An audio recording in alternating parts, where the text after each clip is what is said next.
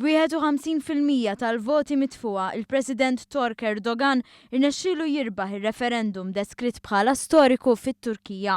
Rebħa li tfisser li Erdogan se jkunu qed jiżdidulu poteri eżekuttivi u bekk se jkun qed jitneħħa kompletament l-irwol tal-Prim Ministru. Dan se jwassal għal bidla kruċjali fil-Kostituzzjoni tal-pajjiż seklu wara li twaqfet ir-Repubblika tat-Turkija. Ir-riżultat ħareġ aktar tard tul il-jum tal-Ħadd u minnu fih għamu qatt ta' mistoqsijiet bil-mexxej tal-Oppożizzjoni isemmi għadd tirregolaritajiet tul il-proċess tal-votazzjoni. Fost oħrajn li xi karti tal-votazzjoni ma kellhomx timbru tal-Kummissjoni Elettorali Torka, però ftit wara wieġbet il-Kummissjoni Elettorali Torka u ddikjarat ir-riżultat bħala validu. Dan wassal għal reazzjonijiet differenti jekk kif ftit wara li tħabbar ir-riżultat uffiċjali fil-pajjiż kien hemm kemm ċelebrazzjonijiet kif ukoll protesti fejn id-demostranti kienu qed jagħmlu ħsejjeż bil-borom u twaġen.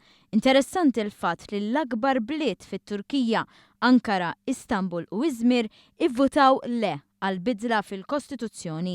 Ir-riżultat ġab ukoll ir-reazzjoni tal-Kummissjoni Ewropea li qalet li qed tistenna r-reazzjoni tal-Osservaturi Internazzjonali anke brabta mal-irregolaritajiet li semmow u se tkun qed tosserva mill-qrib l-implementazzjoni tal-emendi fil-Kostituzzjoni. Dan minħabba l-fatt li t-Turkija resqet l-applikazzjoni tagħha biex issir membru tal-Unjoni Ewropea.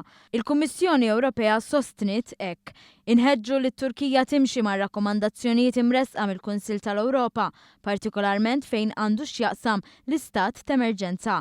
Nappellaw lill-awtoritajiet tat-Turkija biex ifittxu kunsens nazzjonali għall-implementazzjoni. Reaġixxiet ukoll il-Kanċiller Ġermaniż Angela Merkel li stqarret li r-riżultat jirrifletti l-qasma li teżisti fis-soċjetà Torka. Intant, issa li l-poplu Tork iddeċida uħud mill-miżuri se jidħlu fis-seħħ b'mod immedjat filwaqt li oħrajn wara l-elezzjonijiet tal-2019 sakemm dawn ma jissejħux qabel. Erdogan sar President tal-pajjiż lura fl-2014 u dan wara li serva għal deċenju bħala Prim Ministru.